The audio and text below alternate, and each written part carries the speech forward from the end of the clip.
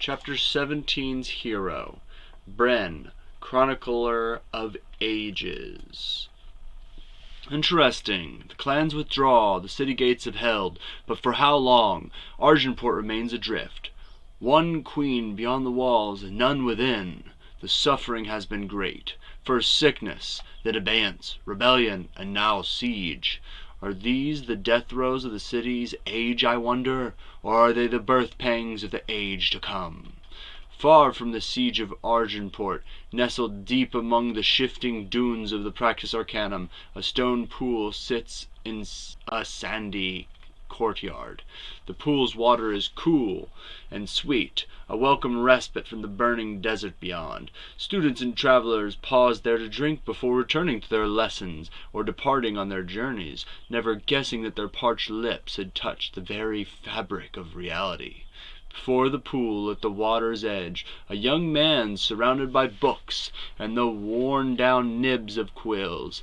He stares into the shallow water, writing furiously, eyes never leaving the pool as his ink-spattered hands fly across the pages. This is Brenn, who, rumored mad and sun-touched by the desert's heat, peers unblinking into the empty water as if great secrets are held within. A figure of curiosity, even by the eccentric standards of the Praxis mages, Brenn's unique status at the Arcanum arose from the peculiar indulgence shown by the Archmagister Talir. But Talir has gone, transformed by magic her own hubris, her staff of office as yet unclaimed. Before the pool, at the water's edge, a young man reads the ripples and shadows and records all that he sees within. The rise of armies, the fall of kingdoms, an empty throne, and the ambitions of those who would claim it. This is Brenn, who, alone among the mages of the Praxis Arcanum, can recognize what is among the infinite possibilities of what may be. Chapter 18. A Search for Answers. The acorn seeks a second tree when it would thrive as one. Unwilling to let secrets be, you are your father's son. The words of the old mage haunted Caleb. He hadn't known his mother. His father Caiaphas never spoke of her, not even before the arrival of Eileen and her clans. The marriage treaty that had saved Argenport also included a provision that only a lawful heir of Caiaphas and his new queen would inherit the eternal throne. So after the birth of his half-sister, Caleb found himself a prince without a crown. He was proud and headstrong by nature, but the young man made what peace he could with his unique role within the spire. He may never claim the throne, but Caleb was beloved by many who still resented Eileen as a conqueror. Should there come a time, they whispered, to throw down the wild queen and her half-blood daughter, we stand with you. Caleb had never cared for court intrigues and the politics of those who clung to the throne. For him, the influence of Caiaphas and his family was wide enough for adventures far from home. But when Caiaphas was dead and chaos ruled, Vara fled from her responsibilities like a petulant child. Roland barred Eileen from establishing herself as regent, and a rebel army came and kicked in the door. Argenport suffered under his uncle's efforts to maintain order, and it galled Caleb to see his family's great legacy fall to ruin.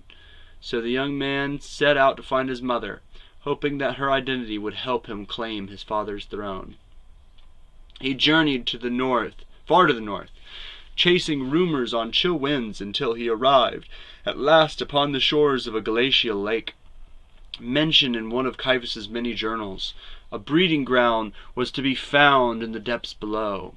The locals held the lake as holy, revered as much for its streaming waters as the dragons who hatched there.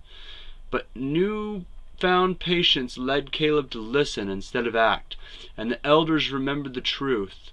A tower stood still beneath the surface, warming the waters, though untold years had passed since the one who built it had been seen in these parts. Caleb dove down, drawn by the beacon below. The waters grew warm as he swam towards the glow, a broken tower emerging from the shadows of the depths. The air within the tower was stale with the dusty taste of aging magic. There, among the trappings of numerous abandoned arcane experiments, Caleb found rows of crystal receptacles filled with a violet ichor. Inside each container floated a misformed corpse bearing a horrifying resemblance to his father. "You are your father's son." Blinded by madness and confusion, he shattered the caskets, one by one, putting an end to whatever foul work his father had wrought here. Finally, in a sealed chamber, he found 2 empty caskets intact, and a man, nearly Caleb's own image, sealed away in the isolation of his rage, trapped beneath the waters. There was little to say. They argued in steel and in bullets and in blood, 2 children of a vanished creator, one rejected at birth, fueled by spite, the other held as close as a true-born son, rejected by political necessity. The 2 battled until one remained. Heaving, lungs fit to burst, he reached for sunlight on the surface of the lake as the tower faded back into the depths below. Wounded and weary, he lay on the shore and blinked away the blinding glare of the sun. "I am my father, and my father's son, and the throne that was his shall be mine."